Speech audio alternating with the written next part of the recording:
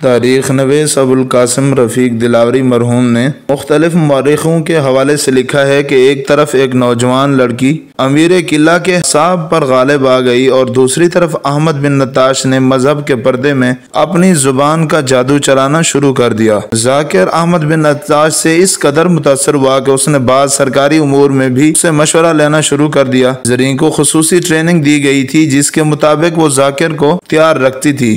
ایک تاریخی حقیقت ہے کہ اس لڑکی نے ذاکر کو یہ جو پیشکش کی تھی کہ اسے وہ خود دودھ پلایا کرے گی، اس سازش کی ایک اہم کڑی تھی۔ وہ دودھ میں اسے ہر روز کچھ گھول کر پلاتی تھی جس کے فوری طور پر اثرات ظاہر ہونے کا کوئی خطرہ نہیں تھا۔ یہ اثرات اندر ہی اندر اپنا کام کر رہے تھے۔ اس دوائی میں نشے کا بھی کچھ اثر تھا، جو کچھ اس طرح تھا کہ ذاکر کے مزاج میں بڑی خوشگوار تبدیلی آ جاتی تھی اور وہ زرین کے ساتھ ہم عمر ہجولیوں کی طرح کھیلنے لگتا تھا۔ صرف ایک بار ایسا ہوا کہ ذاکر کی ایک بیوی نے زرین کو یہ دوائی دودھ میں ڈالتے دیکھ لیا اور زرین سے پوچھا کہ اس نے دودھ میں کیا ڈالا۔ زرین نے بڑی خود اعتمادی سے کہا کہ اس نے کچھ بھی نہیں ڈالا۔ اس بیوی نے ذاکر کو بتایا اور کہا کہ اسے شک ہے کہ زرین ذاکر کو دودھ میں کوئی نقصان دہ چیز ملا رہی ہے۔ ذاکر کا رد عمل یہ تھا کہ اس نے اس بیوی کو طلاق تو نہ دی، لیکن اسے یہ سزا دی کہ اسے الگ کر دیا اور اس کے ساتھ کچھ عرصے کے لیے میاں بیوی کے تعلقات ختم کر دیے۔ کم و بیش 3 مہینوں بعد ذاکر صاحب فراش رہنے لگا، لیکن وہ یہ بیان نہیں کر سکتا تھا کہ بیماری کیا ہے اور تکلیف کس نوعیت کی ہے۔ طبیبوں نے اس کے علاج میں اپنا پورا علم صرف کر ڈالا، لیکن نوبت یہاں تک پہنچی کہ وہ اٹھ کر ایک قدم بھی چلنے کے قابل نہ رہا۔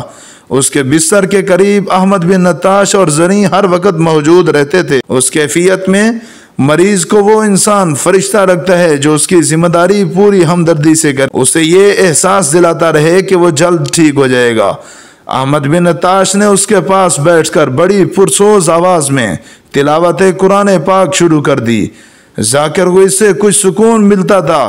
پھر وہ وقت بھی آ گیا کہ ذاکر نے کہا کہ وہ زندہ نہیں رہ سکے گا۔ اس نے سلطان ملک شاہ کے نام ایک پیغام لکھوایا جس میں واضح طور پہ اس نے احمد بن نتاش کی دانش مندی اور علم و فضل کا ذکر کیا اور اس کی آخری خواہش ہے کہ اس قلعے کا امیر احمد بن نتاش کو مقرر کیا جائے۔ ذاکر مرتے دم تک احمد بن نتاش کو سنی سمجھتا رہا۔ 2-4 روز بعد وہ اللہ کو پیارا ہو گیا۔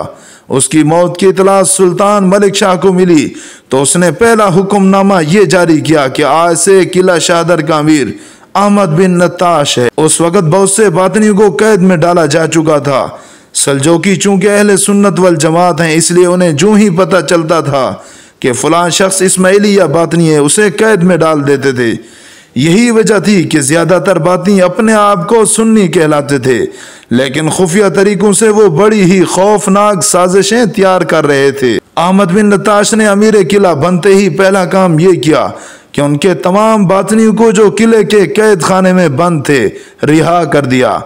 پھر اس نے در پردہ باطنیوں کو قلعے کے اندر آنا اور آباد کرنا شروع کر دیا اور باطنیوں پر جو پابندی عائد تھی وہ منسوخ کر دی۔